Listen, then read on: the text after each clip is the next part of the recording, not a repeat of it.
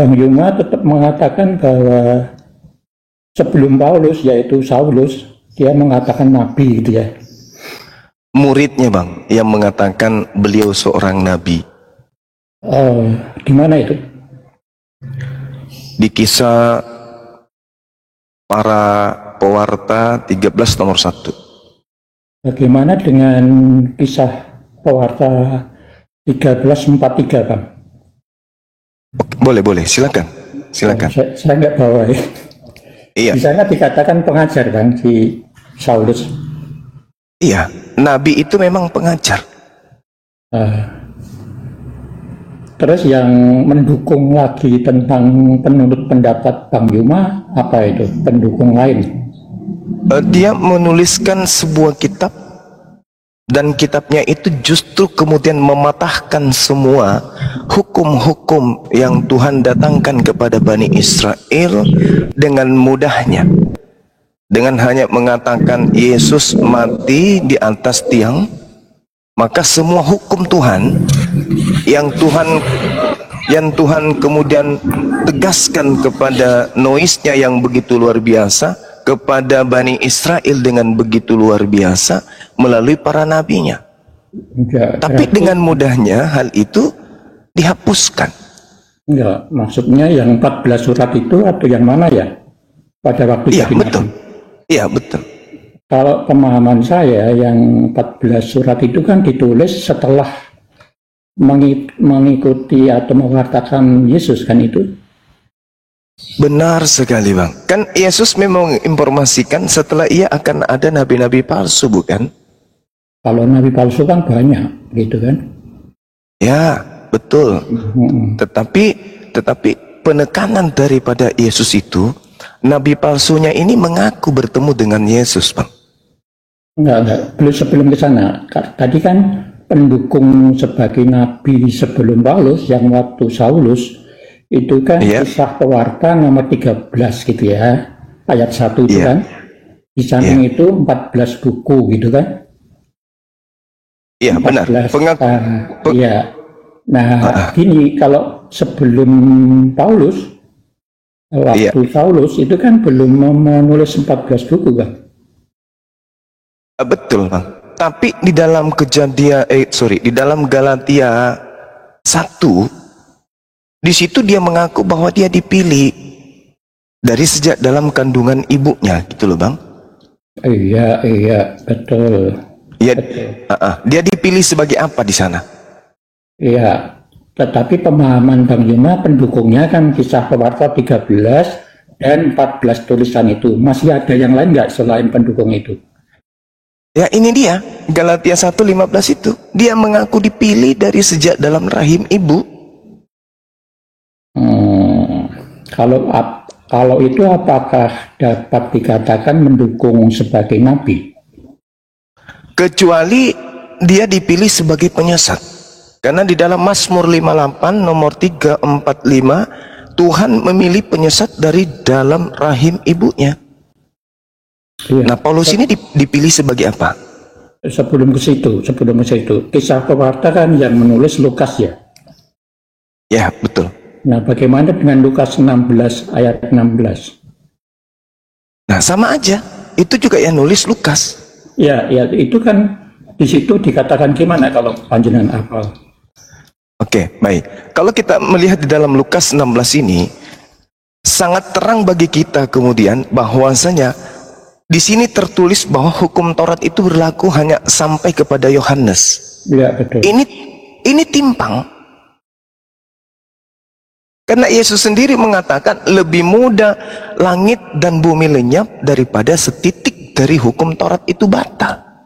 Tapi asisten Paulus justru mengatakan hukum Taurat berlaku hanya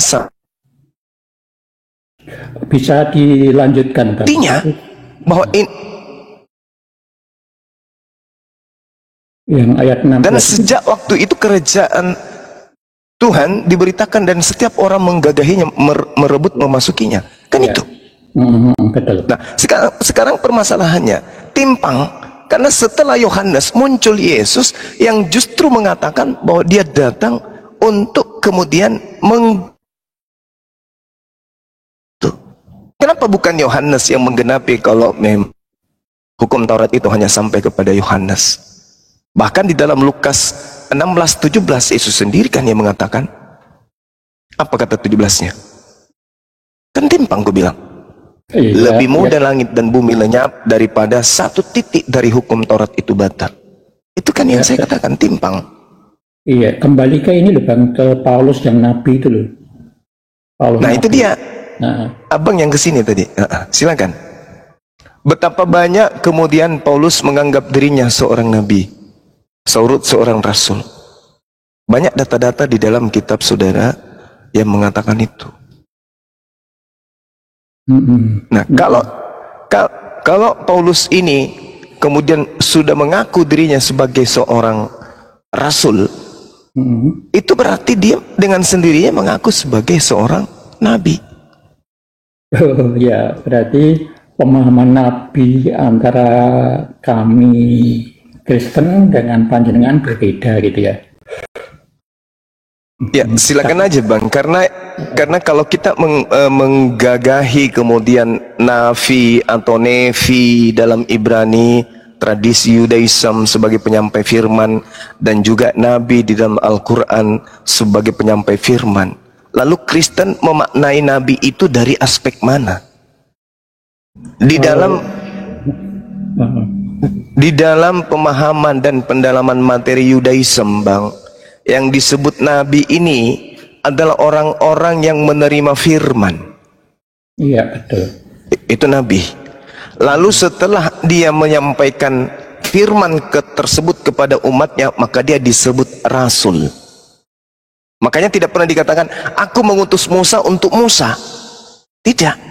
Aku mengutus Musa untuk kaumnya Bani Israel. Mengutus berarti rasul. Iya. Utusan.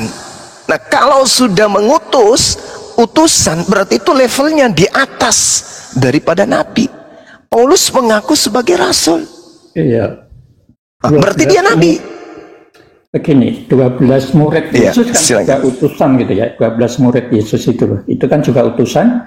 Kemudian utusan. Yesus itu kan juga utusan. Satu-satunya utusan Allah yaitu Yesus gitu loh. Kemudian berarti Yesus dia mengutus 12 murid itu. Bagus. Bukan berarti nabi, yang nabi.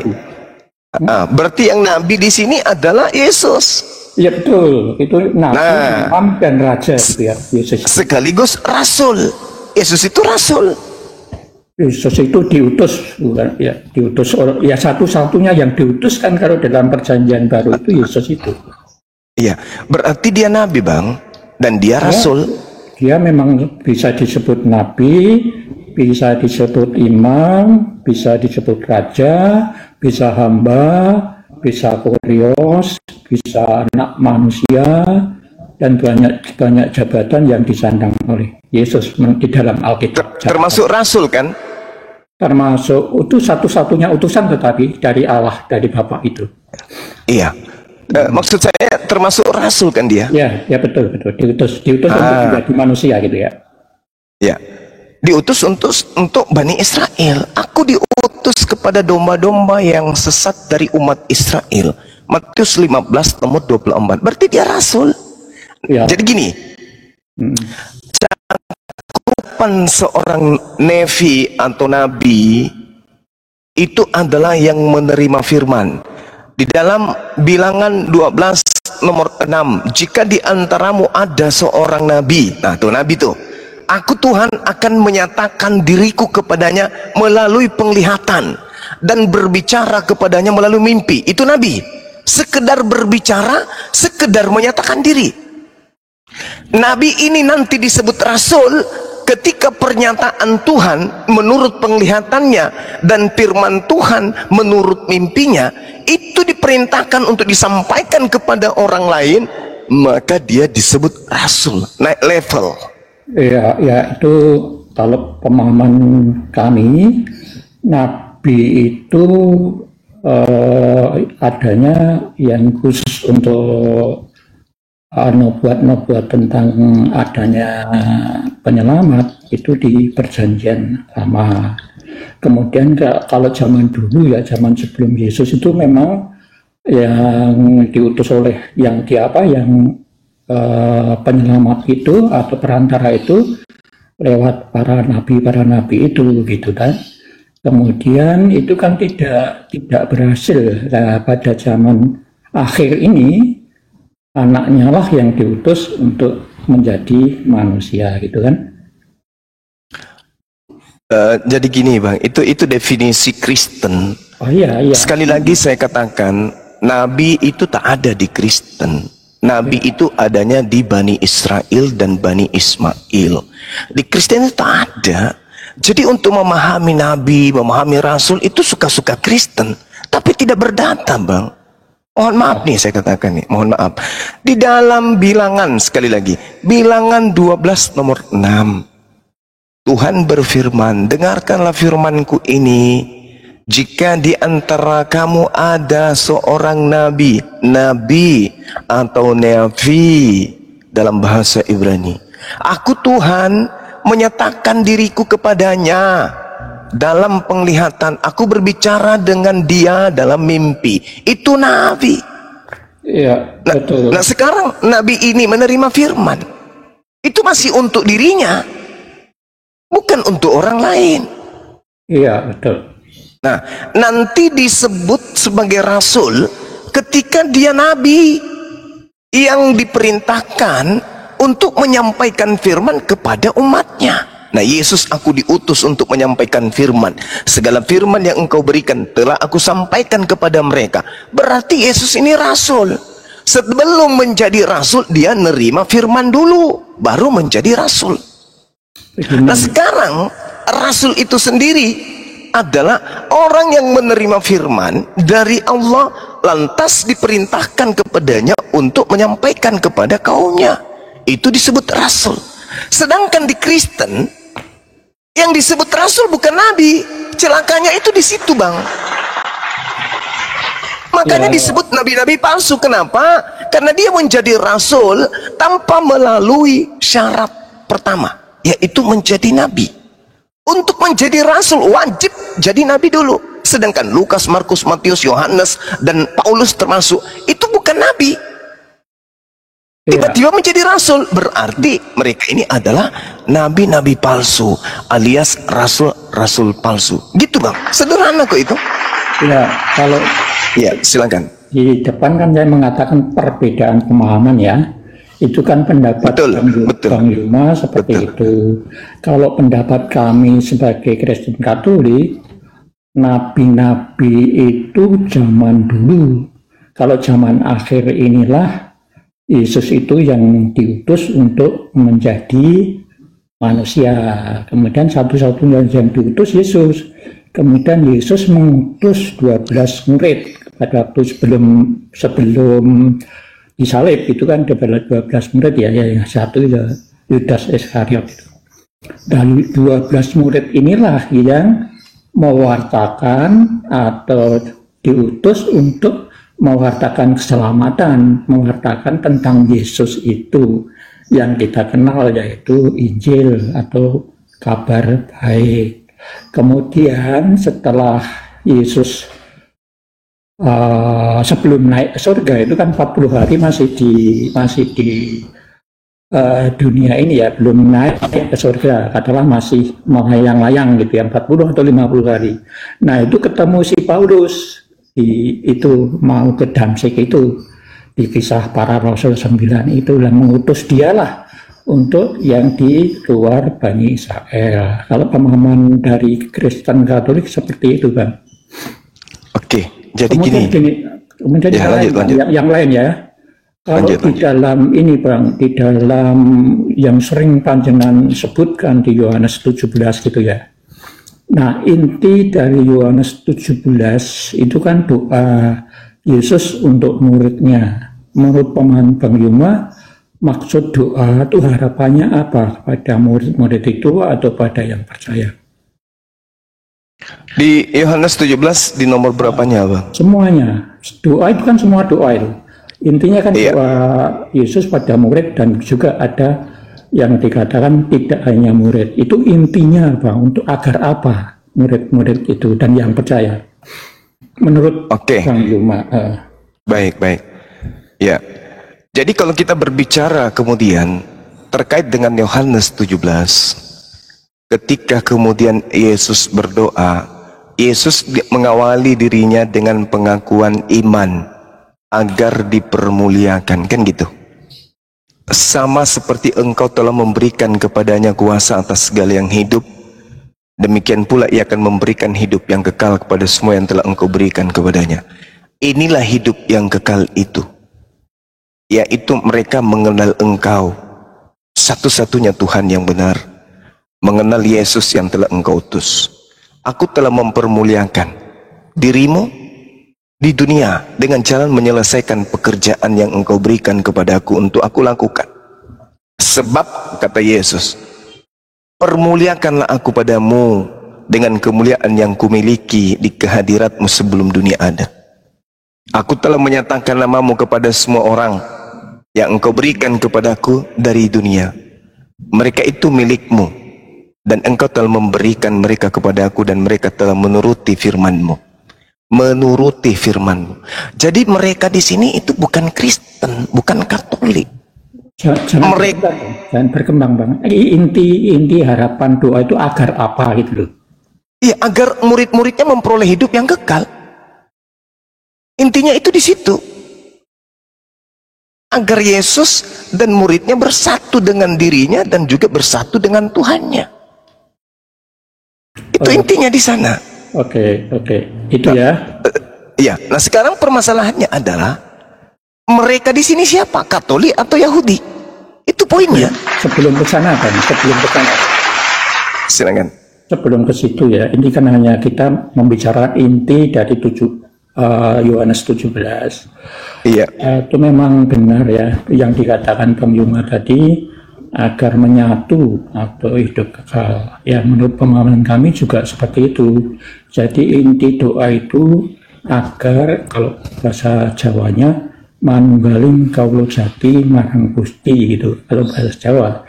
Kalau bahasa Indonesia, menyatunya manusia dengan Allah. Menyatu di dalam kebenaran. Jadi sejauh itu yang dilakukan kebenaran, maka itulah sudah menyatu dan dianggap menjadi anak Allah. Demikian juga yang di Yohanes 17 itu, di catatan nomor 20, itu juga tidak hanya murid yang didoakan, tetapi bagi semua yang percaya pada murid-murid itu juga akan menyatu di dalam kebenaran itu, yakni di dalam kerajaan Allah. Itu perbedaan pemahaman kami dengan itu. Kalau ini Bang, kalau utusan itu kan di 17:3 kan Yesus itu diutus ya. Nah, ini utusan itu sebenarnya sejak kapan? Diutus itu sejak kapan? Iya, baik. Jadi sebelum ke sana, kita sikapi dulu yang pertama, Bang. Ketika Yesus sedang mengatakan mereka, di situ sekali lagi saya katakan, ini yang harus saudara saya pecahkan. Di sini tidak berbicara mengenai Kristen, apalagi Katolik. Itu dulu. Jadi jangan merasa GR dengan mengaku-ngaku bahwa aku ini bagian daripada Yesus. Dan bukan untuk mereka ini saja aku berdoa. Mereka ini siapa? Umat Israel, bukan Katolik. Gak ada hubungannya. Jadi kalau kita berbicara supaya mereka semua menjadi satu, sama seperti engkau ya Bapa di dalam aku dan aku di dalam engkau, agar mereka juga di dalam kita, itu bukan Katolik. Kenapa bukan Katolik? Karena orang-orang kudus adalah orang yang taat kepada hukum Tuhan. Coba Anda baca di dalam nomor 4-nya. Aku telah mempermuliakan engkau di bumi dengan jalan menyelesaikan pekerjaan yang engkau berikan kepada aku untuk melakukannya. Oleh sebab itu, permuliakanlah aku padamu sendiri dengan kemuliaan yang kumiliki di kehadiratmu sebelum dunia ada. Nomor 6-nya, penekanannya di situ. Iya. Aku telah sabar. Aku telah menyatakan namamu kepada semua orang yang engkau berikan kepadaku dari dunia. Siapa itu? Bani Israel. Mereka itu milikmu dan engkau telah memberikan mereka kepadaku, dan mereka telah menuruti firmanmu. Saya ulang. Dan mereka telah menuruti firmanmu. Siapa yang menjalankan hukum Taurat? Katolik atau Yahudi? Yahudi yang mengikut Yesus. Jangan berkembang, Bang. Oh, tidak berkembang, sama sekali tidak. Justru di situ intinya, Bang. Mereka telah mendengarkan firman-Mu. Yang mana firman Tuhan itu? Firman Tuhan itu perjanjian lama. Apakah orang Kristen mendengarkan perjanjian lama? Tidak. Apakah orang Katolik menjalankan perjanjian lama? Tidak. Sementara firman daripada Tuhan Elohim itu adalah perjanjian lama, bukan perjanjian baru. Itu satu. Yang kedua, nanti abang tanggapi. Jangan saja, Bang. Jangan berkembang, Bang. Saya senangnya yang perbedaan pemahaman. Tadi kan sudah iya, ini perbedaan pemahaman kita. Jangan dikembangkan. Itu kan pengembangan menjadi beda nanti. Kita kan hanya perbedaan pemahaman saja. Ya, ini perbedaan kita, Bang. Ini saya sedang mengutip dan mengulik. Karena Bang Yuma kan mengatakan tidak berbicara pada Katolik tadi. Kan saya tidak mengatakan Katolik tadi. Tapi kan Anda seorang Katolik, tapi merasa sebagai pengikut Yesus, kan? Bukan begitu, Bang. Kita tadi kan semua yang percaya, saya bilang begitu kan? Di dalam Yohanes 17:20 itu bukan orang. Kalau seorang itu percaya kepada Yesus, mustahil jadi Katolik, Bang. Mustahil. Kita akan membicarakan Yohanes 17 yang nomor 20 itu kan tertulis orang yang percaya. Di sana tidak dikatakan Katolik, Israel atau apapun, tidak, hanya dikatakan semua orang. Kita berdasarkan catatan yang ada, Bang. Semua orang yang percaya, dan orang Katolik itu tidak percaya kepada Yesus. Ya, bukan begitu loh. Coba dibaca yang catatan 17:20. Saya baca. Ya. Dan bukan untuk mereka ini saja aku berdoa, tetapi juga untuk orang-orang yang percaya kepadaku oleh pemberitaan mereka. Mereka siapa? Mereka ke-11 murid. Iya, betul. Sudah. Nah, ada tidak ke-11 muridnya ini yang mengajarkan untuk menjadi Katolik? Begini loh, Bang, itu kan nanti berkembang. Saya hanya perbedaan pemahaman, bukan TikTok ya, Bang. Bukan TikTok kan, bukan ya. Hanya perbedaan pemahaman. Jadi pemahaman Bang Yuma tentang inti doa nomor 17 itu tadi kan agar menyatu dan hidup kekal. Saya juga memahami itu. Kami pun pemahamannya sama, yaitu kalau bahasa Jawanya tadi manunggaling kaulo jati marang Gusti. Sekarang kaulo jati marang Gusti itu kan ada cara-caranya gitu nanti. Bang. Sekarang kita kembali ke nomor 20 dan sudah cukup karena kami hanya. Jadi begini Saudara Yusuf, Bang Yusuf, apakah abang ini merasa percaya kepada Yesus? Kalau kami punya beberapa jabatan, ya Yesus bisa dikatakan hamba, bisa dikatakan utusan, bisa dikatakan kurios, bisa dikatakan. Yesus mau dipercayai sebagai apa, Bang? Ya itu tadi saya katakan, imam, ada nabi, ada raja, itu bisa dikatakan pada Yesus seperti itu. Saya ulang pertanyaannya. Saya ulang. Ketika Yesus mengatakan aku diutus hanya kepada domba yang sesat dari umat Israel, apakah abang ini percaya? Memang ada kata-kata di situ di Matius 15 18 ya atau 16-18 itu kalau nggak salah itu. Tetapi itu kan hanya untuk menguji wanita Kanaan yang minta tolong Yesus, akhirnya juga ditolong juga kan, karena apa? Karena imannya dia yang cukup kuat gitu kan. Itu hanya menguji iman menurut pemahaman saya. Tapi menurut pemahaman Bang Yuma kan beda kan. Coba pemahaman Bang Yuma untuk catatan itu.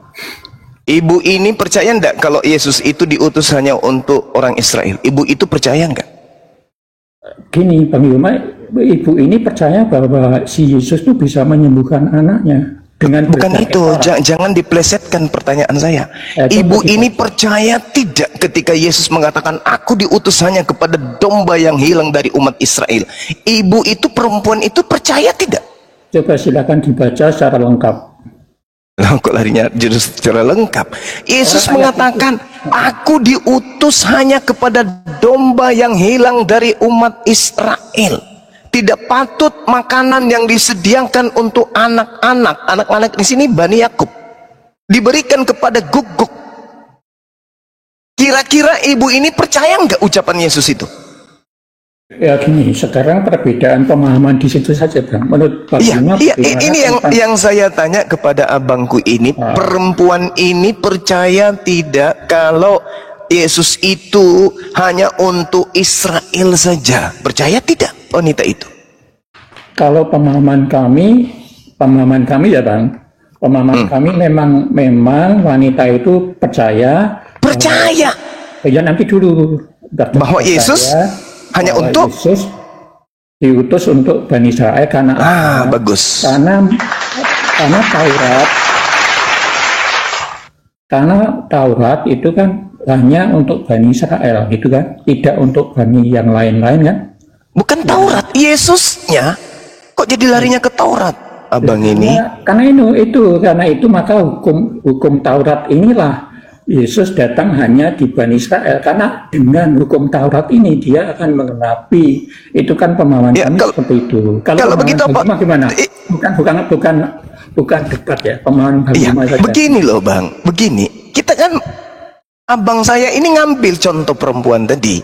Yesus mengatakan kepada perempuan itu, "Aku diutus hanya kepada domba yang hilang dari umat Israel." Lalu perempuan ini datang bersungut-sungut, dia memohon kepada Yesus. "Usirlah," kata Yesus. Lalu kemudian wanita itu minta tolong. Lalu Yesus menerangkan, "Ibu, aku ini hanya untuk Israel. Tidak patut makanan." Makanan di sini yang dimaksud itu Yesus. Roti, dia itu roti. Makanan itu diriku, Yesus. Tidak patut diberikan kepada apa nih? Oh, ya silahkan Bang, teruskan. Oke, baik. Tidak patut makanan yang disediakan untuk anak Bani Israel diberikan kepada guguk non Israel. Nah, sekarang pertanyaannya, ibu ini percaya enggak kalau Yesus hanya untuk Israel? Percaya atau tidak? Bapak mengatakan percaya. Karena percaya itulah makanya anaknya sembuh. Berarti kepercayaan wanita tadi, Yesus itu hanya untuk Bani Israel. Kalau ada orang yang tidak percaya Yesus hanya untuk orang Israel, maka orang itu antikristus atau serigala nyamar domba. Kan di situ dalilnya. Dan bukan hanya untuk ini saja aku berdoa, mereka ini saja aku berdoa, tetapi juga untuk orang-orang yang percaya kepadaku oleh pemberitaan mereka. Nah, Yesus sendiri memerintahkan, kemudian menyampaikan, "Ajarlah mereka melakukan segala apa yang kuperintahkan kepadamu." Perintah Yesus apa? Salah satunya Matius 10 nomor 5. Yesus berpesan kepada ke-12 muridnya agar jangan ke bangsa lain, tetapi pergilah kepada domba-domba yang hilang dari umat Israel saja. Jadi Katolik nggak punya tempat, kita nggak punya tempat di Islam maupun Katolik tidak punya tempat di meja, di kampus, di kelas pengajaran Yesus. Kita tidak punya tempat. Itu hanya untuk Bani Israel saja. Kalau ada orang Israel ngaku-ngaku sebagai pengikut Yesus, berarti dia pengikut nabi palsu yang nyamar seperti serigala domba. Pasti itu, pasti. Nah, inilah yang terjadi, Bang.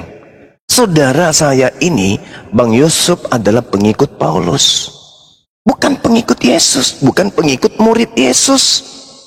Wanita tadi disembuhkan, apa kata Yesus? "Imanmu besar, wahai ibu." Kenapa imanmu besar? Karena ibu itu mengakui kalau dirinya anjing. "Benar Tuhan, tetapi bukankah anjing makan sampah yang jatuh dari meja tuannya?" Oh, Yesus tersentak. Apa kata Yesus?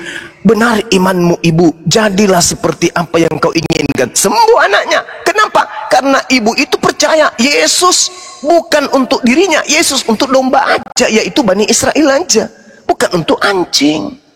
Maka Yesus mengatakan, "Wow, keren, imanmu besar. Jadilah seperti apa yang kau inginkan ibu." Sembuh anaknya.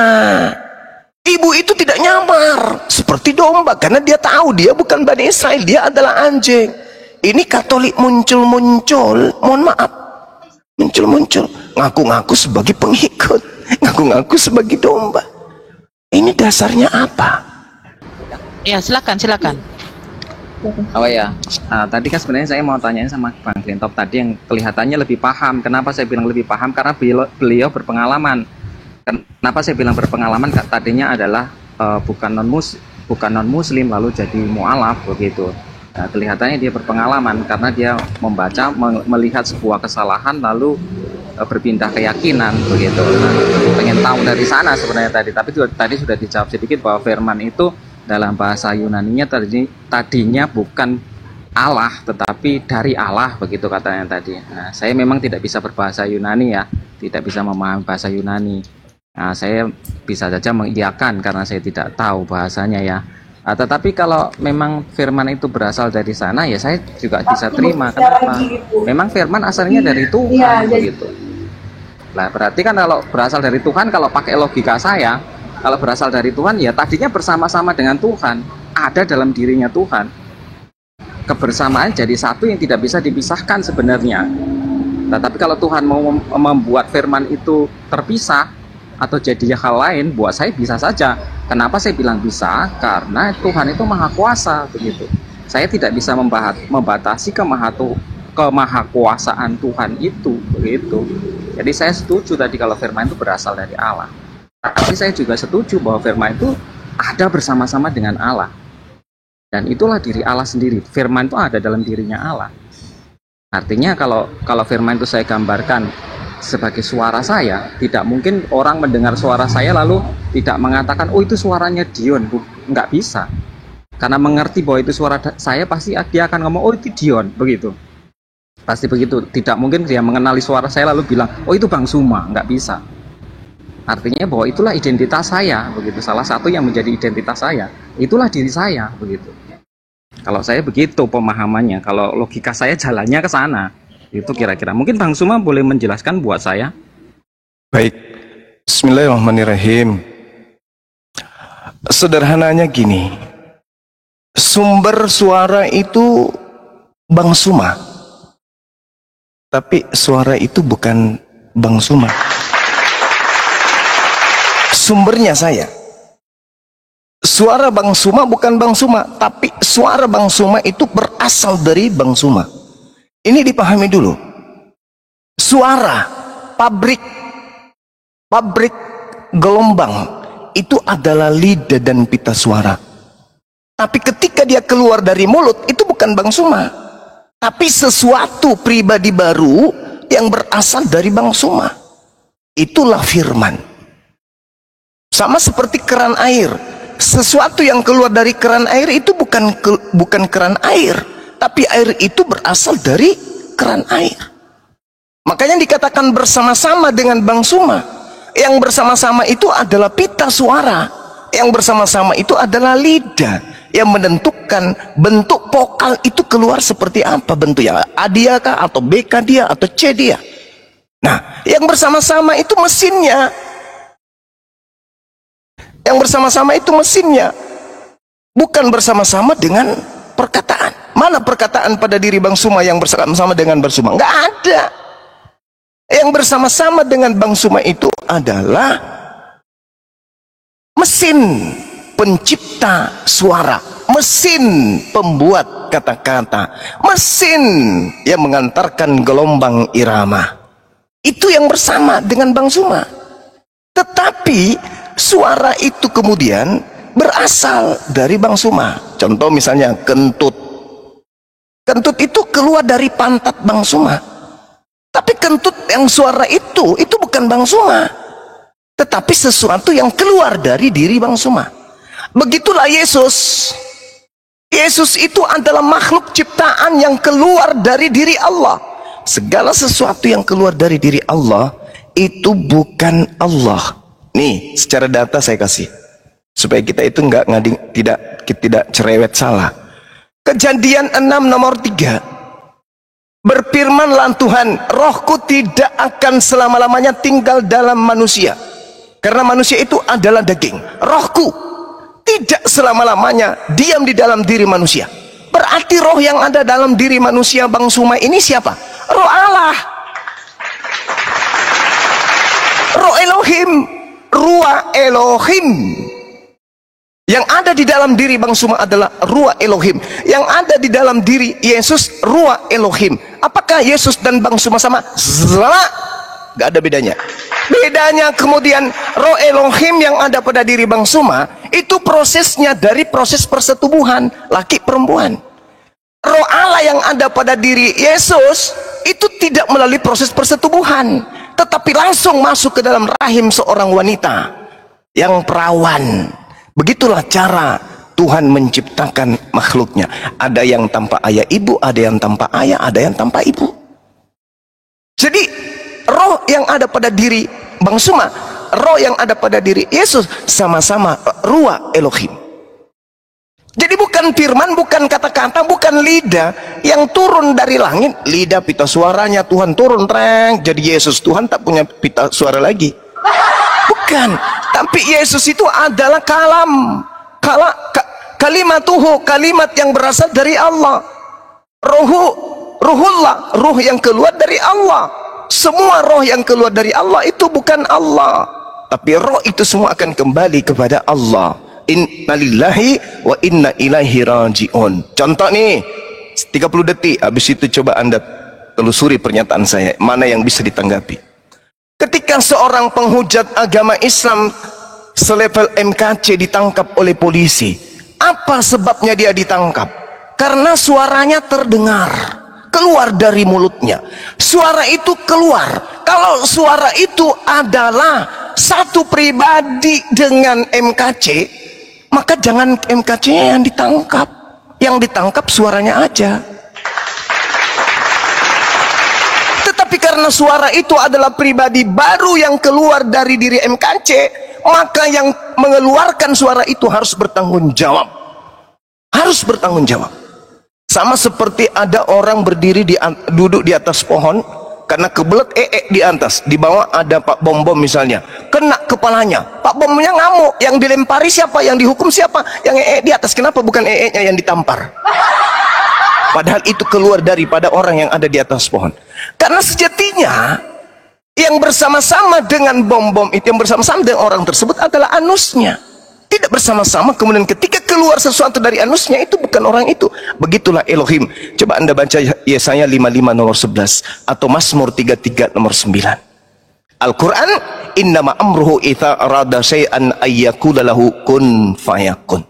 Jadi sesuatu yang keluar dari Allah itu bukan Allah. Segala sesuatu yang bersumber dari Allah itu bukan Allah, tetapi makhluk Allah. Makanya Yesus dikatakan bahwa dia sama seperti makhluk-makhluk yang turun dari surga. Demikian. Oke Bang Suma, terima kasih untuk penjelasannya. Oh, jadi sesuatu yang keluar dari Allah bukan Allah berarti firman itu yes. Bang Suma katakan adalah ciptaan berarti ya. Yes. Jadi pernah firman itu tidak ada berarti. Artinya bahwa ketika Anda Tuhan itu ada. Bentar Bang. Nanti iya. Berarti pernah kalau Tuhan itu ada firman-Nya, pernah Tuhan tidak punya firman. Kalau saya menggambarkan berarti pernah Tuhan itu bisu begitu Bang ya. Oke. Ketika orang itu diam, bukan berarti dia nggak punya lidah. Ketika orang itu diam, bukan berarti dia nggak punya pita suara. Lagi kepingin aja diam, bukan berarti dia bisu. Jadi ketika Tuhan, ya silakan.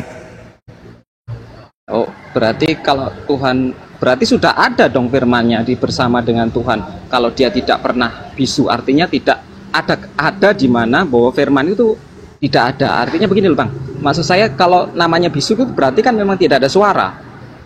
Nah, berarti kalau Abang bilang bahwa Tuhan hanya berdiam seperti Abang gambarkan, padahal ada firman di sana, berarti firman itu tetap ada di sana berarti.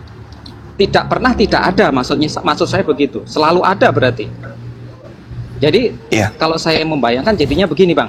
Berarti firman itu adanya sejak Tuhan ada begitu. Kalau diciptakan berarti Tuhan muncul lalu firman itu juga ada muncul di sana.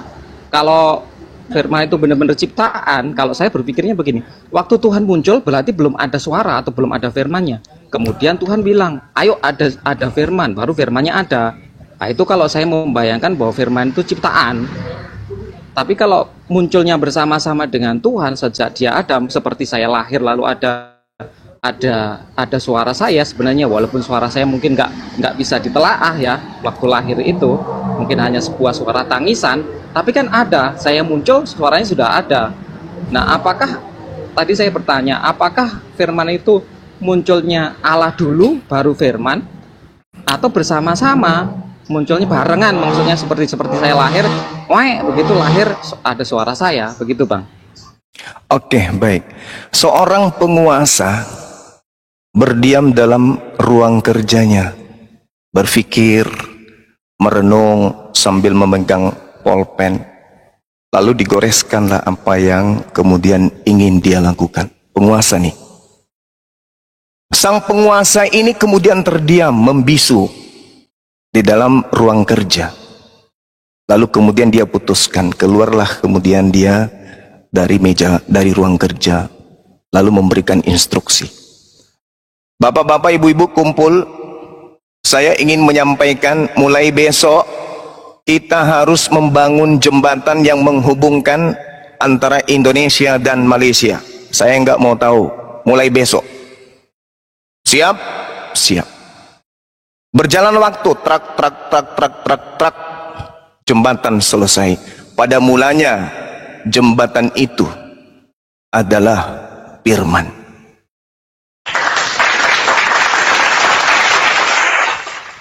Pada mulanya jembatan tapi itu, sabar dulu. Bang, logikanya.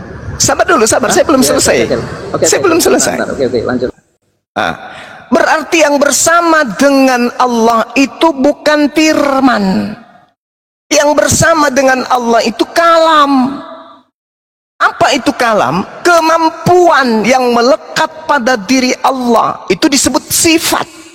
Kemampuan yang melekat pada diri Allah untuk berfirman kapan aja dia mau.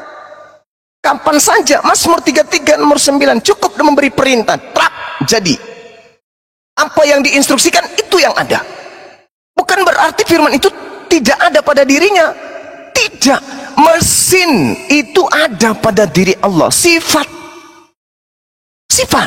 yang sama dengan Allah itu bukan kata-kata. Yang sama dengan Allah itu adalah sifatnya. Apa itu kalam? Kemampuan berkata-kata. Yesaya 55 nomor 11. Kemampuan berkata-kata itu yang melekat, bukan firman yang melekat pada diri Allah, bukan. Sama, bukan perkataan yang melekat pada Bang Suma, tapi yang melekat pada Bang Suma itu adalah lidah dan pita suara, mulut yang melekat pada diri Bang Suma. Kapan saja Bang Suma mau, dia bisa berbicara. Dengan berbicaranya inilah aspek pemersatu antara unsur lidah dan pita suara mengeluarkan gelombang. Gelombang itu sampai ke kuping. Kuping itulah yang mendengarkan kata-kata yang keluar dari mulut Bang Suma. Kata-kata yang keluar itu bukan Bang Suma, tapi itu adalah sesuatu yang dihasilkan dari mulut yang terdiri dari pita suara dan juga lidah. Begitulah Allah. Yang melekat pada diri Allah itu sifatnya, bukan Yesus, bukan perkataan yang melekat pada diri Allah, tapi yang melekat pada diri Allah adalah sifat kalam. Maha berkata-kata, maha mencipta. Jadi yang melekat pada diri Allah itu maha besar, maha mengetahui, maha dan seterusnya. Itu yang melekat. Maha berkata-kata disebut kalam. Jadi yang melekat pada diri Tuhan itu kalam, bukan kalimah. Yang melekat pada diri Anda itu adalah mulut, bukan ucapan. Bukan ucapan, tapi mulut. Coba Anda berkata, coba Anda berucap, maka yang keluar itu ucapan, bukan mulut.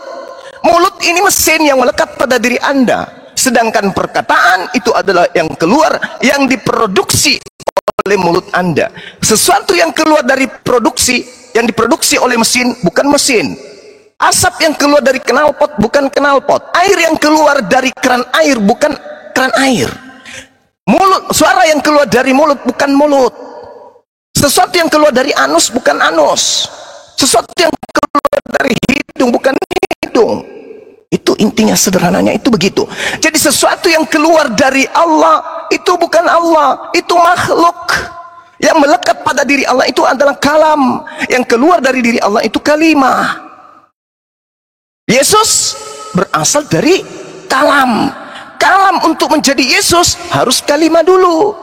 Maka Yesus dikatakan pada mulanya adalah firman-firman itu bersama-sama dengan Allah, dan firman itu adalah Allah. Sifat itu adalah Allah itu sendiri. Nah, dari sifat ini kemudian mengeluarkan perkataan.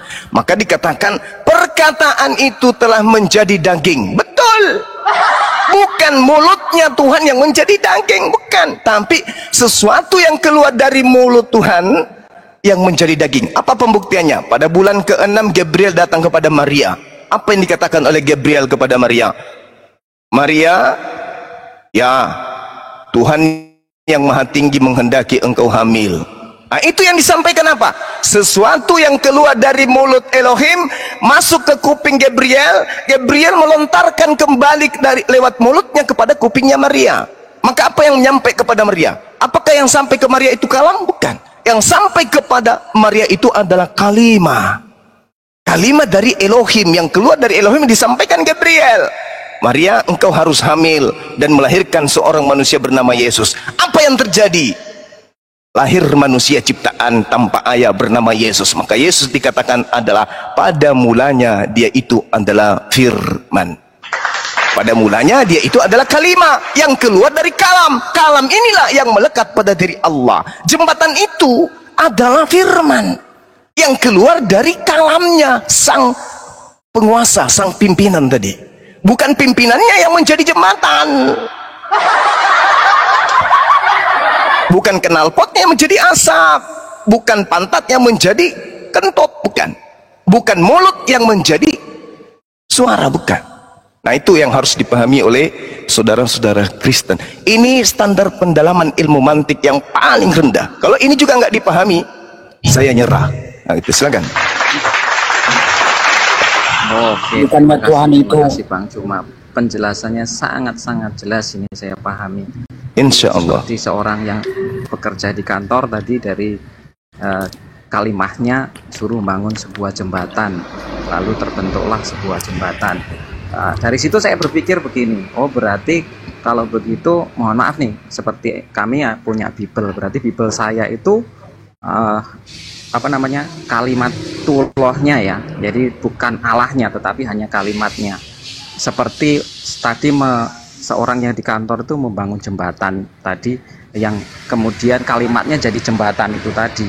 Nah, berarti kalau begitu saya nggak harus dong menuruti yang namanya Alkitab, atau misalnya kalau Bang Zuma tidak harus menuruti namanya Al-Quran, karena itu kan hanya sebuah sesuatu yang muncul karena kalimah begitu, bukan Tuhannya. Saya atau Bang Zuma juga berhak untuk tidak menuruti. Saya tidak berhak menuruti Alkitab saya atau Biblos saya. Bang Zuma juga tidak berhak menuruti Al-Qur'annya, karena itu seperti jembatan tadi, bukan orangnya. Kalau mengerjakan jembatannya oke, tapi kalau sudah jadi jembatan, saya kan nggak harus nuruti jembatan. Jembatan kan juga benda mati. Seperti Biblos saya juga benda mati. Al-Qur'annya, mohon maaf Bang Zuma, kan juga benda mati. Jadi saya nggak berhak menuruti apa yang ada di Biblos dan Bang. Kok Bang Zuma benda mati? Bukan Bang Zuma, Al-Qur'an. Saya sudah ngomong kok.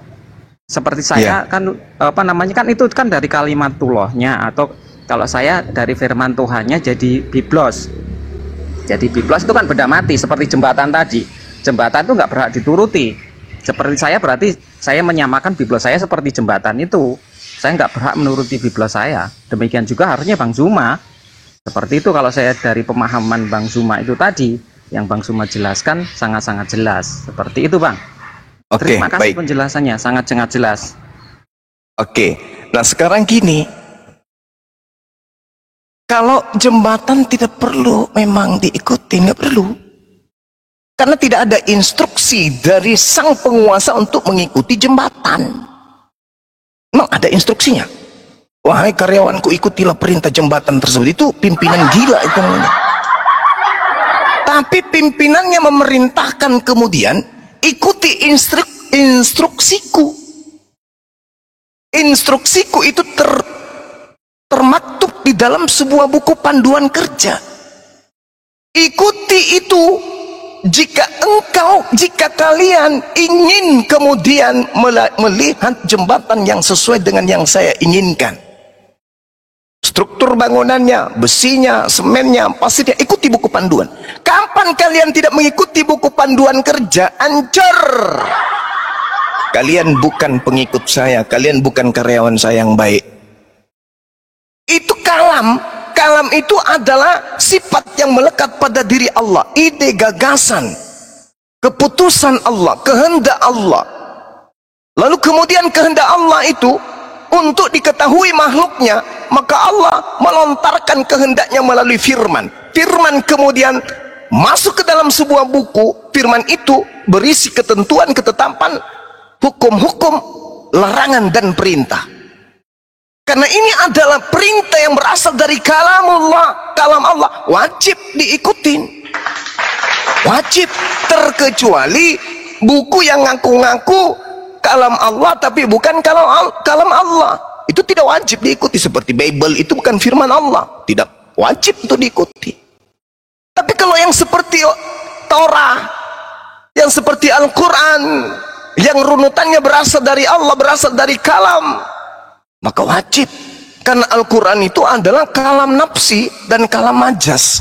Kalam nafsinya karena cakupan daripada Al-Quran itu adalah hukum yang terlontar dari langit, yang keluar dari diri Allah, yang berasal dari kalam Allah, menjadi sebuah kalimat yang tertuang di dalam lembaran-lembaran suci. Sementara kalam majasnya, firman majasnya itu adalah kertas dan tinta. Itu bukan makhluk, itu bukan Tuhan. Tidak perlu mengikuti tinta itu, tidak perlu mengikuti buku itu. Tapi cakupan daripada apa yang tertoreh di atas buku, di dalam buku dan tinta itu yang harus diikuti. Kenapa? Karena sejatinya itu adalah kalam nafsi. Itu adalah kehendak Sang Maha Mengetahui, Sang Maha Pencipta. Nah, sama seperti Yesus.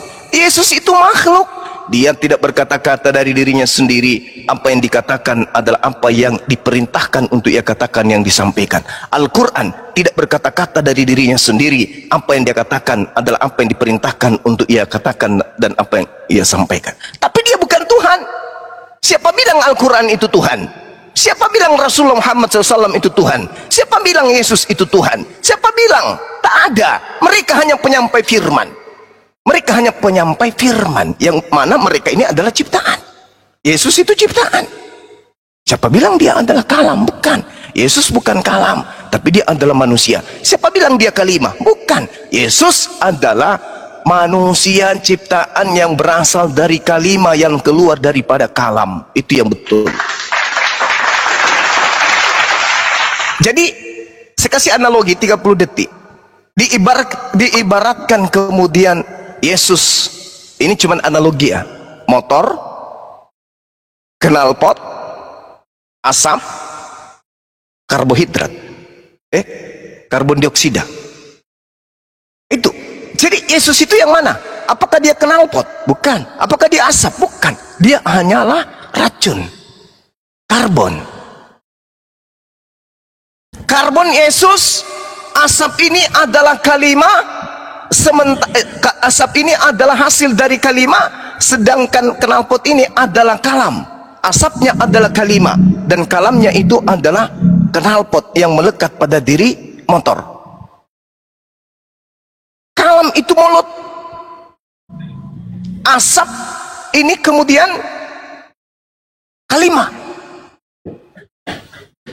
Karbon ini adalah Yesus. Jauh sekali. Karbon bukan motor. Tetapi knalpot dan motor adalah satu yang tidak bisa terpisahkan. Antara Allah dengan sifatnya tidak bisa terpisahkan. Yang keluar dari knalpot asap, suara, kalimat. Yang terjadi setelah kalimat ini bekerja adalah karbon. Inilah Yesus. Jadi Yesus ini ciptaan. Itu menurut logika iman kamu itu cuma.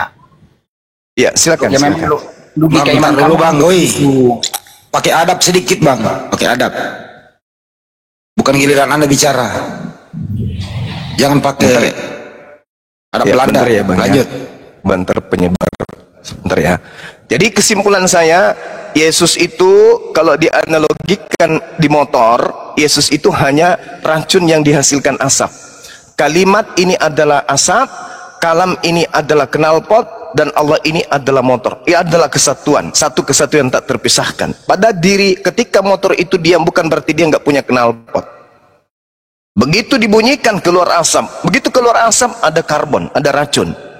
Begitu Tuhan mengeluarkan kemudian perkataan, yaitu kalimah, maka Maria hamil. Begitu hamil, maka disitulah terjadi pembuahan, lahirlah ciptaan, yaitu Yesus.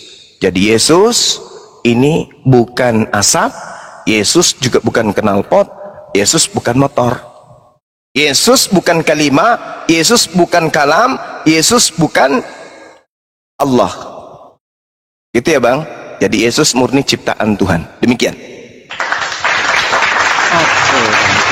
Oke, terima kasih untuk penjelasannya. Jadi dari apa yang dipaparkan sama Bang Zuma, kemudian Suara lo kecil bro, gedein. Oh iya, maaf. Ini sebenarnya sudah pol ini. Bentar, saya agak teriak dikit. Ya, oke. Jadi dari apa yang dijelaskan sama Bang Zuma, oke, saya sudah memahami bahwa kalau apa yang dipaparkan oleh Bang Zuma secara logika, secara logisnya, bahwa Yesus itu adalah ciptaan karena bukan dari kalam tetapi dari apa tadi, kalimat ya, dari kalimat gitu ya.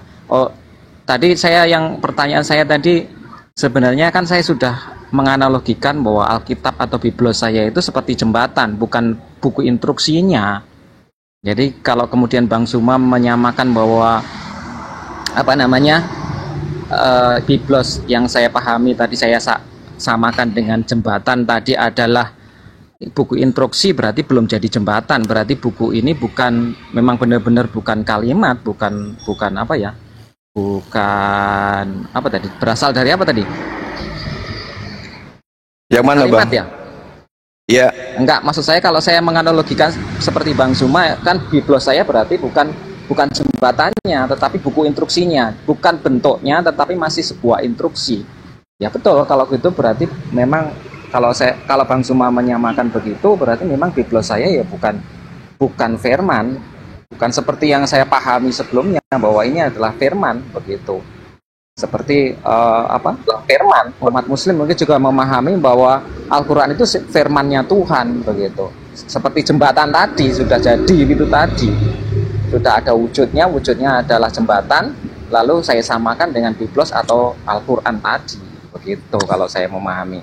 Oke, terima kasih karena baterai saya sudah habis. Saya mohon pamit dulu, turun. Terima kasih, selamat siang semuanya. Siang.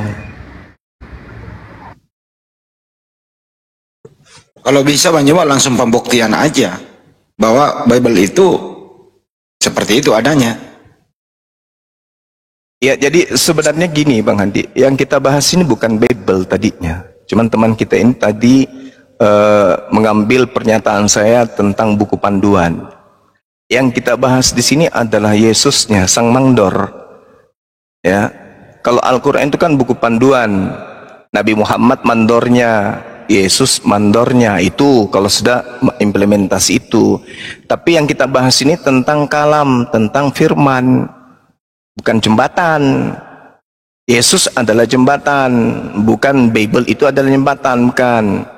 Nah, ketika berbicara mengenai hal tersebut, maka yang saya katakan di sini adalah bahwa apa yang disebut kalam itu berbeda dengan kalimah.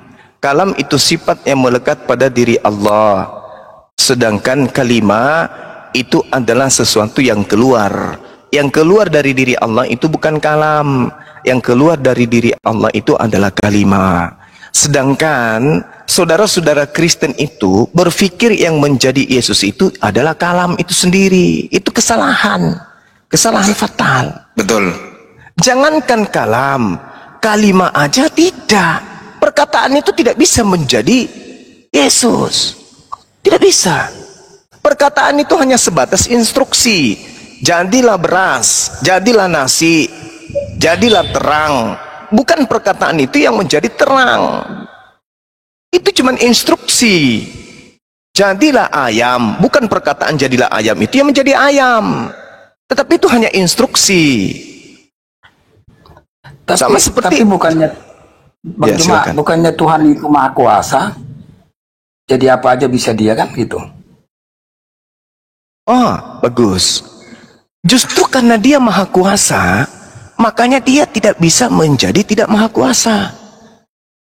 Jangan batasi Tuhan.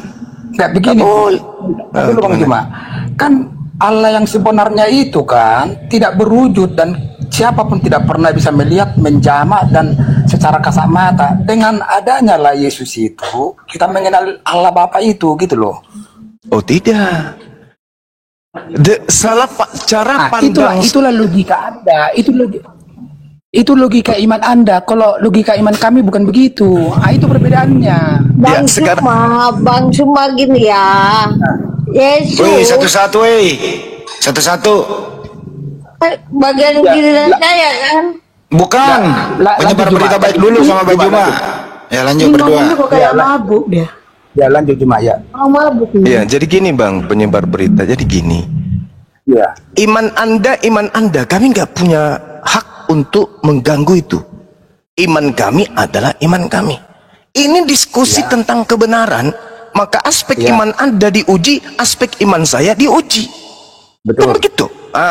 Oleh karena itulah, kalau Anda mengatakan iman kami tidak begitu, iya itu iman Anda. Ini kita sedang memaparkan kebenaran menurut Anda dan menurut saya, bukan membawa iman kan gitu. Nah sekarang Tuhan itu maha kuasa. Tuhan itu maha kuasa. Oleh karena itu dia berkuasa menciptakan makhluknya tanpa ayah. Ya.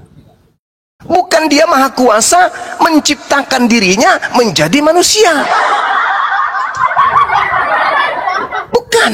Ketika ada makhluk tanpa ayah, itu Tuhan yang bekerja menciptakannya tanpa ayah. Bukan Tuhan yang menjadi manusia tanpa ayah, bukan. Kalau Tuhan menjadi manusia tanpa ayah, berarti dia meninggalkan kemahakuasaannya, sehingga dia tidak maha kuasa lagi. Kenapa? Jangankan maha kuasa, untuk cebok sendiri aja nggak sanggup tanpa bantuan ibunya. Jadi dia nggak bisa. Dia nggak bisa kemudian tidak maha kuasa.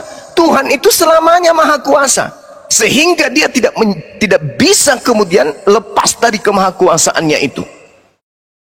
Nah, sementara yang menjadikan dia menjadi manusia itu kan iman. Itu kan karikatur iman yang dibangun oleh saudara Kristen. Kita hargai itu. Tetapi dalam perspektif karena gimana? Allah yang sebenarnya itu kan kita tidak pernah tahu siapa, bentuknya seperti apa. Karena kehadiran Yesus itulah kita mengenal Allah. Kita juga kalau berdoa kepada Allah Bapa melalui Yesus itu, karena Allah Bapa itu kita tidak tahu. dibawa-bawa. Ya gitu loh. Ya, jadi gini, Bung. Jadi gini, ya, Jadi sekali Bang Suma ya. sabar. Sabar John. Sabar aja dulu. Nanti kalau teman penyabar ini sudah memberikan ruang kepada saudari, baru ambil alih. Jadi gini, kalau saudara mengatakan kita tidak bisa mengerti Allah, kita tidak tahu bagaimana Tuhan itu tanpa kemudian Yesus, itu betul.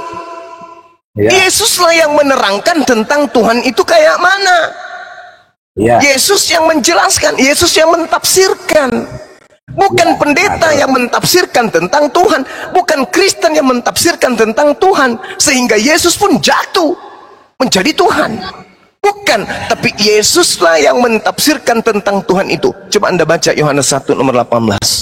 Tidak seorang pun yang pernah melihat Tuhan, tetapi anak Tuhanlah yang ada di pangkuan Bapa, dialah yang menjelaskan tentang Tuhan itu.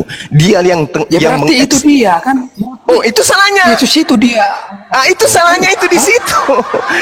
Ketika Anda sabar. Ketika ada seorang guru datang kepada Anda menjelaskan tentang gunung, Anda menuduh guru ini gunung. Ketika Yesus datang menerangkan tentang Tuhan, Anda mengira Yesus inilah Tuhan. Anda sama seperti orang pagan yang menganggap Paulus itu sebagai dewa Beda Hermes. konteksnya Bang Juma, karena gunung itu ada fisiknya, sementara Allah Bapa itu tidak ada fisiknya. Makanya iman yang berbicara di sini gitu loh. Oh, nggak bisa. Kita bedakan. Sekarang gitu begini. loh, karena gunung itu Guru menjelaskan gunung karena gunung itu ada fisiknya, ada barangnya gitu loh. Sementara Allah Bapa itu tidak berwujud. Dengan adanya Yesus itulah kita mengenal Allah Bapa gitu loh. Jadi kalau ada seorang pendeta menerangkan tentang setan yang tak terlihat, itu berarti pendeta itu setannya gitu? Bukan. Setan itu kan nggak berwujud juga, bro. Nah, ya iya, sama seperti Tuhan tidak berwujud. Ya, enggak. Nah, seorang pendeta menjelaskan tentang setan, karena setan itu tidak berwujud, maka guru itu adalah, pendeta itu adalah setan. Tadi menjelaskan tentang gunung, Anda katakan gunung itu berwujud, maka guru itu bukan gunung. Yang tidak berwujud, setan. Pendeta menjelaskan tentang setan, berarti pendeta itu adalah setan. Enggak, maksud saya, kan Anda tadi menganalogikan itu ibaratnya guru menjelaskan gunung, gitu kan. Sementara Anda menyangkal tidak ada, karena gunung itu wujud. Nah, sekarang setan tidak berwujud. Pendeta menjelaskan tentang setan. Karena setan itu tidak berwujud, maka pendeta itulah setan itu gitu. Gantian bicara, bro. Kalau Manjuha bicara, jangan bicara kan juga. Gunung berwujud. Jadi saya ambil setan. Pak Bombong menjelaskan tentang setan. Berarti Pak Bombong itulah setan itu gitu. Itu, begitu logikanya. Jadi bukan pendeta yang menjelaskan, kan Yesus itu berkata, saya dengan Bapa kan satu, kan ada di kitab itu kan. Makanya Kalau kita mempercaya Yesus itu serta merta mempercaya Allah Bapa gitu. Baik. Ketika Yesus berak di celana, Bapak di mana? Allah Bapa itu kan pintunya nggak tahu seperti apa. Tadi katanya satu. Tadi katanya satu. Berarti yang Anda lihat itu adalah Bapak itu sendiri, begitu? Ya itulah. Dengar dulu. Berarti ketika bayi dia di celana nggak bisa cebok sendiri, berarti Bapak demikian juga adanya. Kalau itu yang Anda pahami, satu dalam arti kata Yesus itu adalah Bapak itu sendiri. Yesus ada di bumi, Bapaknya di surga. Tapi Anda katakan satu. Kayak mana ini? Bolehkah kita itu beragama pakai akal sikit-sikit? Karena di dalam Yohanes 8, nomor 6, nomor 17, 18, dan 19, Yesus mengatakan, aku dan Bapa adalah dua. Kalau satu yang dimaksud itu satu ajaran. Yesus berkata apa berdasarkan perintah Bapa. Yesus melakukan apa berdasarkan perintah Bapa. Maka disebutlah satu.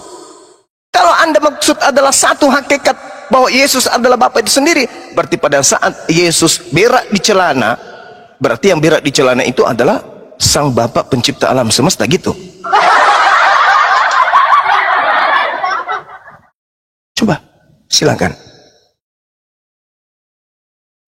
Ya karena Yesus itu kan manusia, lahir dari manusia, atau juga dia makan ikan. Berarti Bapak juga lahir sebagai manusia. Itulah saya bilang, logika iman kamu memang begitu. Kalau logika iman kami bukan begitu. Lalu logikanya aku dan Bapak dan satu itu apa, Bang? Sekarang kalau bicara logika kita, bagaimana Baginda bisa membela bulan-bulan di atas, Baginda di bawah? Coba logikakan dulu tuh. Tapi Anda yang melakukan itu adalah pencipta alam semesta, bukan Rasulullah. Ya, apa katanya Baginda yang membela bulan? Kan seluruh nabi bermukjizat itu bukan logika Anda. Bisa nggak kau jelaskan itu? Tapi kau gampang sekali itu, Bang. Gampang sekali. Apa? Seorang nabi mampu melakukan apa saja karena dia adalah utusan Tuhan. Tuhan yang melakukan apa yang kemudian nabinya ingin perlihatkan. Sama seperti Yesus membangkitkan orang mati. Bukan Yesus yang membangkitkan, tapi Tuhan yang mengutusnya yang melakukan itu melalui mukjizat yang diberikan kepada Yesus. Sama seperti Rasulullah Muhammad SAW membelah bulan, bukan dia, bukan beliau yang belah bulan. Panjang. Yang belah bulan itu Allah melalui perantaraan Rasulullah. Kan saya ikutin logika kamu, ajaran Bang Suma itu tidak mengenal Allah. Kamu kan pakai logika kamu memahami ajaran Kristen itu, jadi nggak connect gitu. Lalu Anda memahami agama sendiri itu dengan apa? Dengan akal? Dengan imani saja. Yesus tidak mengenal Allah. Dengan adanya Yesus itu kita mempercaya Allah Bapa pencipta langit dan bumi ini. Titik. Oke. Berarti apakah Allah pencipta langit dan bumi? Apakah Allah pencipta langit dan bumi ini adalah Yesus? Bapa yang pencipta bagian dari dia. Bagian dari dia. Maksudnya bagian dari dia itu maksudnya Tuhan belah diri gitu, membagi diri menjadi dua. Itulah logika Anda. Karena itu bagian. Lalu apa yang Anda ingin jajakan di sini? Itu logika saya. Lalu Anda menyampaikan dengan logika Anda atau apa ini? Apa yang Anda pakai untuk menganalogikan iman Anda itu apa? Nah, sekarang kalau memang saya ini nih ya, karena dia bagian Allah Bapa itu, buktinya dia bisa menghidupkan orang mati. Nah, itu dia menghidupkan orang mati di dirinya atau Allah yang membangkitkan orang mati itu? Ya, dari dianya, dia melalui Yesus itu. Bagaimana kalau pernyataan saudara itu dibantai Yesus itu sendiri? Di mana bantahnya? Oke. Ada bantahan enggak? Yohanes 5 nomor 30. Aku tidak dapat membuat apa-apa dari diriku sendiri. Jedor. Berarti dia bagian dari itu. Bagian dari Allah itu dia sendiri. Makanya itu Tritunggal. Makanya Berarti dapat kalian. Makanya saya bilang kacamata kalian itu bukan kacamata hitamnya. Sekarang begini. Anda percaya nggak Yesus itu tidak dapat berbuat apa-apa dari dirinya sendiri? Anda percaya nggak? Percaya. Percaya. Lalu Yesus ini Karena yang adalah dirinya sendiri adalah Bapa itu sendiri kan? Perintah Allah Bapa. Apa yang diperbuat Yesus itu semua perintah Allah Bapa. Berarti dia pesuruh. Berarti dia pesuruh kan? Ya, makanya ada keimanan Kristen itu Tritunggal. Lah, kenapa harus Anda bawa ke situ? Itu iman saudara. Sekali lagi saya katakan, iman saudara silakan, kepercayaan saudara silakan. Ini kita sedang membahas kebenaran hakiki. Yesus mengatakan dengan mulutnya sendiri, aku tidak dapat berbuat apa-apa dari diriku sendiri. Kalau Anda memahami bahwa Yesus itu adalah Bapa itu sendiri, berarti Bapa tidak bisa berbuat apa-apa dari dirinya sendiri. Iya,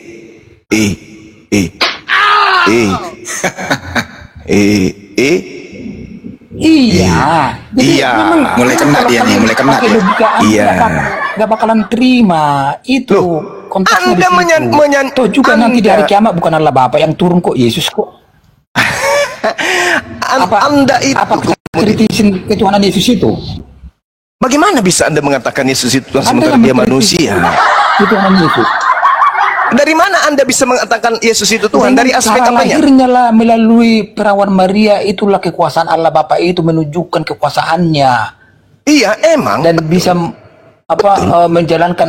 Kan itu penjelasan saya tadi di awal. Itu penjelasan saya. 3 SKS saya sudah jelaskan itu tadi. Bahwa Yesus itu adalah ciptaan. Yesus itu ciptaan. Sekarang unsur apa yang ciptaan seperti manusia? Ya udah, selesai kita. Oke, selesai. Tepuk tangan. Iya. Yesus ciptaan, tetapi bukan seperti ciptaan kita manusia. Betul, karena dia diciptakan tanpa ayah. Udah selesai kita. Selesai, bubar. Yesus Anda sudah akui ciptaan, selesai. Atau salah ngomong nih, atau kalau salah ngomong Anda ditarik sudah nih. mengakui Yesus itu ciptaan, udah selesai. Enggak, siapa tahu dia salah ngomong Bang Yuma. Berarti Kristen sama dengan penyembah manusia yang bukan ciptaan biasa. Udah selesai. Bubar, semua bubar. Jangan. Bubar, semua bubar. Yang ada di YouTube, yang ada di Komal TikTok, bubar. Semua sudah terjadi. Semua sudah diakui oleh saudara kita. Yesus adalah ciptaan. Dari surga, bukan dari Kan bumi. baru satu orang yang ngakui Anda Bang, harus kok disuruh bedakan dengan bubar Bang? manusia. Itulah kelebihan Enggak, Yesus. kalau ada sudah pengakuan mewakili bahwa Yesus itu ciptaan, selesai. Yesus adalah ciptaan yang luar biasa. Yes, karena di Al-Quran pun dikatakan demikian. Yesus itu adalah makhluk pilihan Tuhan. Yesus itu adalah hamba yang sangat luar biasa yang terkemuka di dunia dan di akhirat. Udah selesai. Tapi statusnya tetap aja ciptaan, bukan Tuhan. Terus kenapa Anda mengkritisi ketuhanan Yesus? Anda udah akui loh tadi, ngapain sih kalau Kenapa saya Anda mengkritisi? mengkritisi? Karena Yesus itu ciptaan, Anda Tuhankan. Kan udah, Anda sendiri mengakui kok. Apalagi? Loh, ini ketawa penangis sih. Tuhan itu sebenarnya apa? Kan penguasa. mulai lagi belok-belok deh. Tuhan itu kan arti penguasa. Tapi Yesus tidak berkuasa. Tidak ada, Apa itu salahnya cuman- kita mengatakan Yesus itu ada Tuhan? Lah, karena dia bukan Tuhan. Salah itu. Yesus Emang artinya Tuhan itu memperseks. apa? Yesus mempersaksikan dirinya sebagai utusan Tuhan. Berarti dia bukan Tuhan. Dia mempersaksikan dirinya sebagai utusan Tuhan. Berarti dia bukan Tuhan. Dia hanya utusan. Itu kesaksian Yesus. Barang siapa yang mempersaksikan Yesus itu adalah Tuhan itu sendiri, berarti dia kerasukan roh jahat. Silakan. Ya, saya bicarakan dulu ya. Ya. Menurut tradisi Yahudi, Ya. itu tidak ada akal kata Allah. Mereka tidak kenal itu, camkan itu. Bahkan di dalam kitab Taurat, ya, kitab pertama, kitab Musa, tidak ada kata Allah. Harus paham. Lanjutnya Alkitab kami, terjemahan bahasa Indonesia. Di sini karena terjemahan diikuti dengan bahasa Arab, jadinya Allah. Kenapa dikutip? Kenapa dikutip nama Tuhannya umat Islam kalau gitu? Kenapa? Kalau ternyata kata Allah itu salah. Bang, cuma tanya aja di LAI Lembaga Alkitab Indonesia ya Bang. Itu bukan. Iya. Bukan. Berarti kitab Anda salah dengan menggunakan kata Allah. Iya, karena Allah Oke, tepuk tangan. Iya, udah. Berarti selama ini Kristen mengkitabkan kitab yang salah. Udah selesai. Sebuah agama, suatu agama, kitabnya bermasalah atau kitabnya salah, maka agama itu salah. Bukan bermasalah, Bang. Bukan bermasalah. Terjemahannya. Tapi terjemahannya yang lanjut, bukan bermasalah. Oke. Terjemahannya itu yang benar apa? Yang benar itu Adonai Elohim. Adonai itu bukan bahasa Indonesia. Iya. Kitab Anda kan diterjemahkan. Kitab Anda diterjemahkan ke dalam bahasa Indonesia. Nah. Nama Tuhan yang benar, nama Tuhan, nama Tuhan yang benar dalam bahasa Indonesia itu apa? Nah, gini ya Bang, seumpamanya adonan. Kitab Abang ini kan berbahasa Arab kan? Asli. Bukan. Jangan lari kepada kitab saya. Ini sedang kita bahas tentang nama Allah yang Anda katakan salah. Nah, ketika kitab Anda, sabar dulu. Ketika dengar, ketika kitab Anda masuk ke Indonesia, untuk supaya nama Tuhan itu menjadi benar, nama Tuhan Anda diterjemahkan ke dalam bahasa Indonesia dengan sebutan apa? Jawab.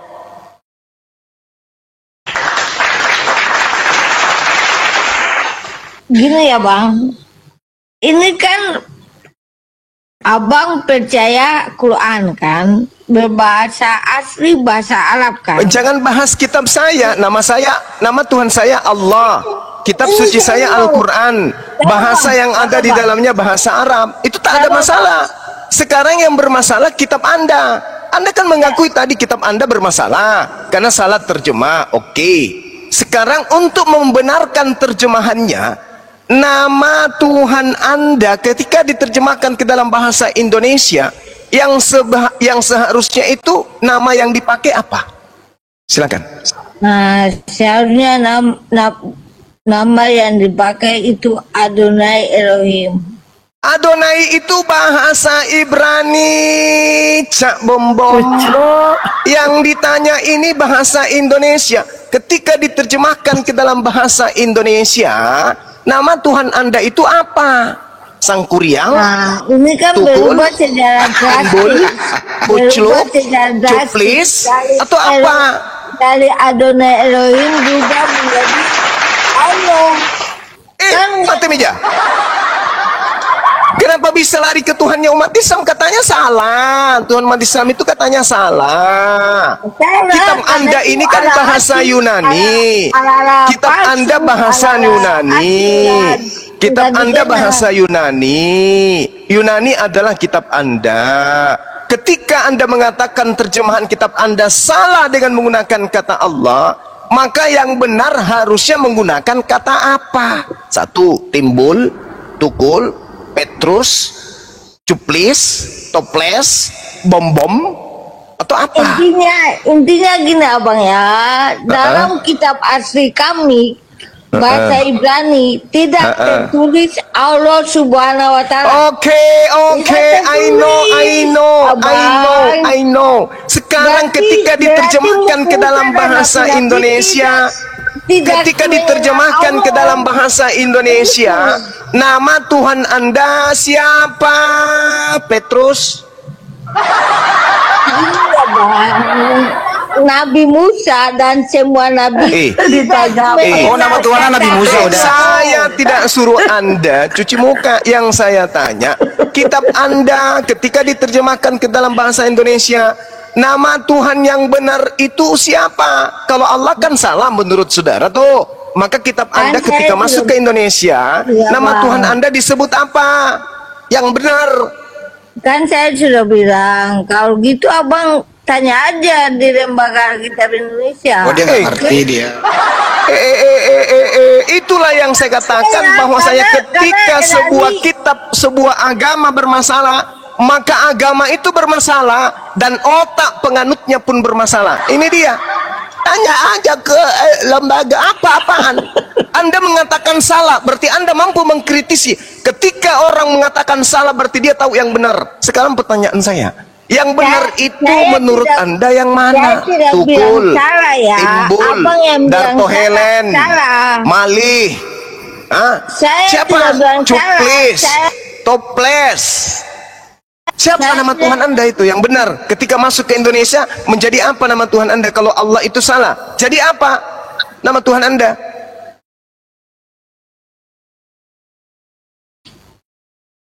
Ini namanya mengatasi masalah tanpa solusi. Ya, abang saya tidak pernah bilang kitab saya salah. Tetapi Tadi ada Anda katakan ketentuan. terjemahannya keliru. Nama Allah itu tak dikenal di kitabnya Yahudi. Tapi kenapa Anda menggunakan kata Allah? Anda mengatakan itu salah, itu keliru.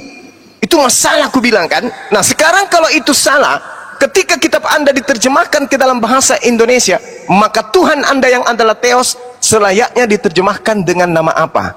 Nyuhang? Nyinyo? Atau apa? Jadi gini intinya ya bang. Nah, intinya. Apa? Intinya Ini yang apa? saya tanya, intinya. Intinya gini bang. Intinya gini bang. Intinya bingung. Ketika kitab Taurat tidak menulis kata Allah SWT. Ini intinya inti ini. Intinya inti nih. Nabi Musa dan semua nabi sebelum Muhammad lahir tidak mengenal. Jadi nama Allah itu salah. Jadi nama Tuhan dengan menggunakan Allah itu salah. Nah nanti abang renungkan sendiri saja ya. Ada ya teman-teman Kristen, ternyata seorang Kristen pun kalau dia menanggalkan kata Allah dari kitab mereka, mereka bingung mau menggantinya dengan nama apa.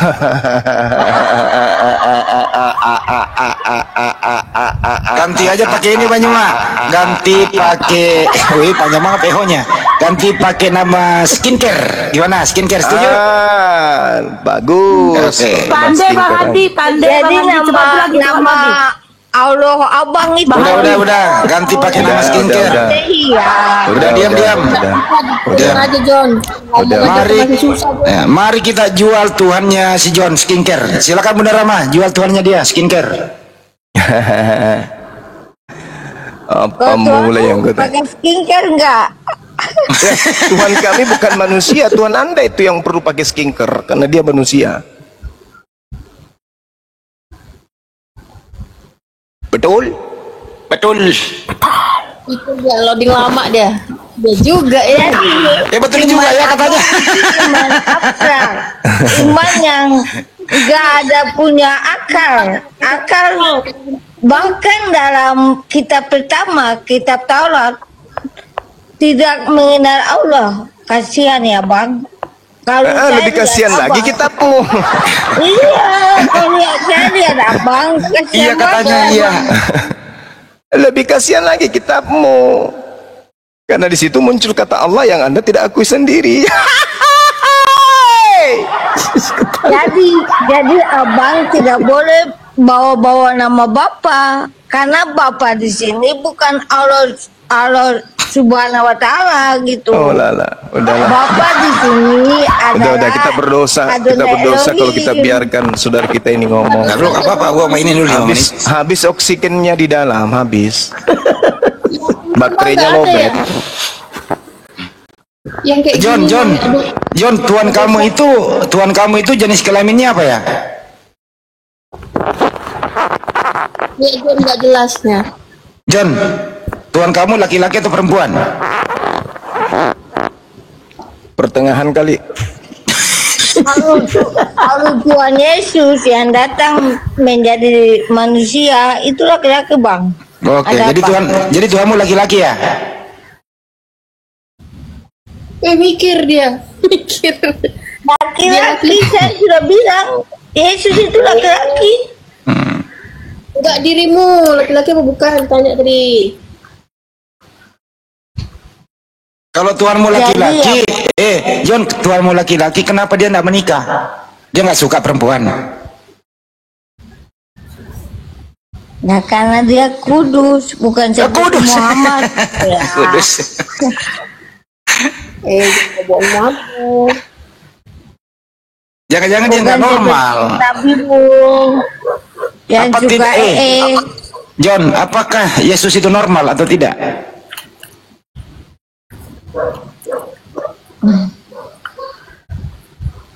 John, Yesus waktu Yesus hidup normal enggak? Bagaimana? Normal enggak? Yesus menjadi manusia seutuhnya yang sempurna lahir dan batin, oke? Normal enggak dia? Normal. Kan saya sudah jelaskan, abang tulis ya, tulis atau apa Oke. ya? Ya, apakah dia suka? Apakah dia suka sama perempuan?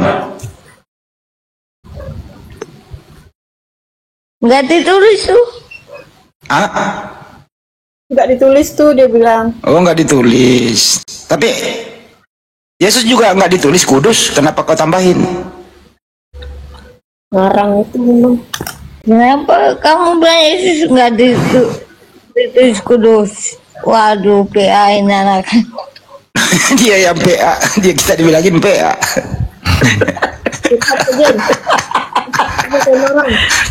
Walas. Jangan ngomong sama umat-umat. Dia kalau kekunci dia menghujat, kekunci nggak bisa jawab, dia udah PA lah apa. Kekunci dia itu tuh congornya. Susah ngomong sama iman yang abstrak. Nah, ngomong udah nggak jelas mau menghujat kalau cuma tahu diri betul. John, Tuhan kamu ada berapa sih, John? Saya mau lihat siapa? Coba. John, Tuhan kamu ada berapa? Tuhan saya. Berapa? Tuhan saya tidak dapat dijelaskan dengan angka, dengan jumlah, oke? Oh, jadi banyak. Kan saya sudah bilang Tuhan saya tidak dapat dijelaskan dengan angka atau dengan jumlah. Kalau Yesus itu Kalau dijelaskan dengan angka, dengan jumlah, berarti Tuhan itu terbatas. Ada berapa yang bersaksi di surga? Iya. Oh wow. Ada berapa yang bersaksi di surga? Di surga itu yang bersaksi itu Bapa, Anak, dan Roh.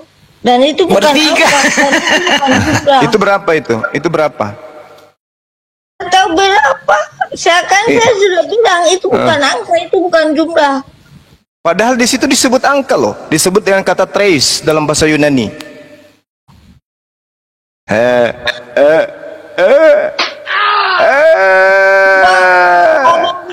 Kita ada nggak? Itu kan. Di 1 Yohanes 5 nomor 7, sebab ada 3. Berapa? Berapa? Sebab ada 3. Berapa? Terus? Itu Yush. Giliran ketabok dengan Bibelnya sendiri. Tuyush. Ini sudah jelas-jelas ada 3, kau bilang Tuhanmu nggak 3. Dasar kucluk penyembah Tuhan yang mati. Tiga yang dimaksud itu bukan angka ya, dan jumlah ya bang. Jadi abang jangan sok-sok tahu. Iblismu suruh sekolah dulu kalau mau menipu. Iblis yang ada di dalam dirimu itu kalau mau menipu jangan kayak gitu kali. Masa 3 bukan angka? Jadi 3 itu apa? Obat cacing? 3 di situ maksudnya adalah transendennya Allah.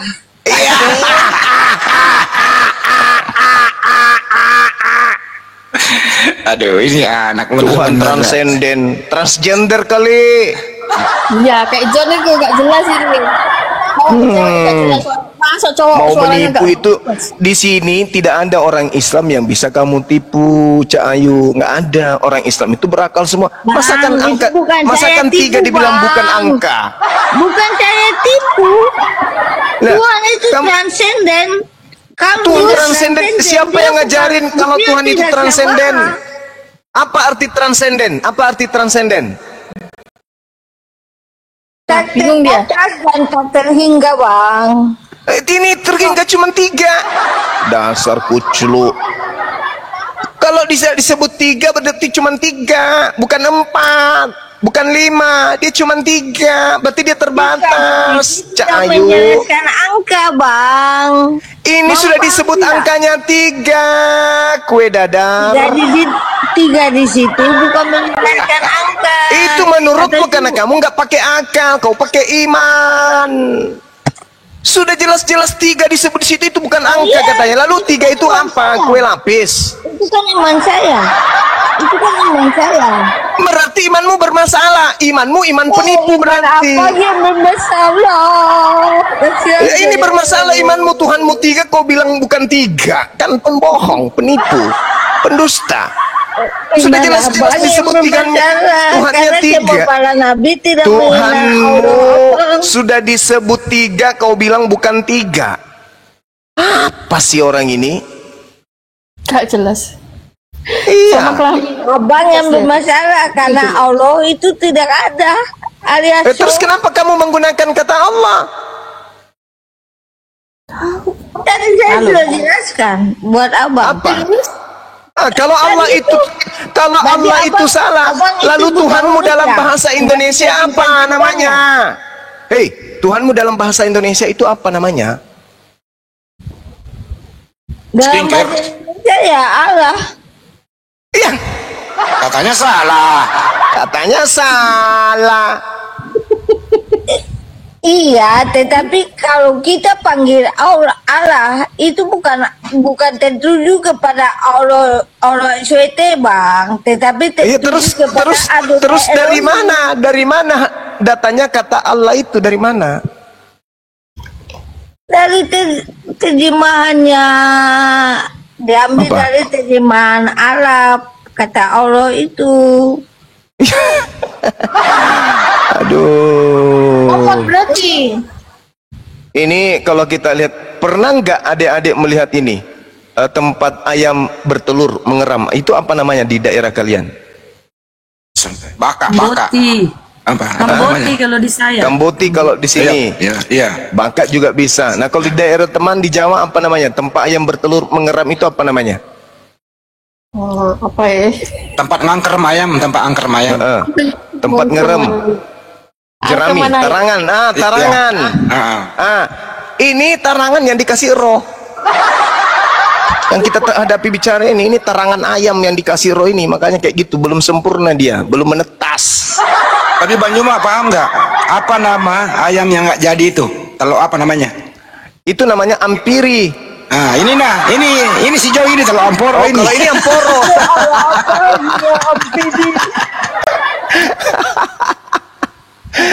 Aduh. Ini ayam yang nggak jadi nih. Tapi dikasih roh gitu. Kasih roh jadi belepotan. Udah. Kasihan. Saudara John adalah lebih baik Anda pergi ini dulu, terapi dulu, nggak usah ikut debat dulu bang, abang terapi aja dulu, ikatkan badan Anda dengan batu 20 kilo, naik perahu, begitu ada jarak sekitar 30 meter dari pantai, buang badan Anda turun. Mudah-mudahan Anda bisa membaik ya, itu terapi aja dulu. Jangan diskusi dulu, jangan Mudah-mudahan terselamatkan. Jangan dulu ikut diskusi, terapi dulu, konsentrasi untuk. Nggak usah ikut diskusi. Iya. Nah, Anda ke laut, kasih di belakang Anda itu batu 30 kilo, lompat. Mudah-mudahan begitu Anda keluar dari laut, 1 minggu ke depan bisa sembuh ya.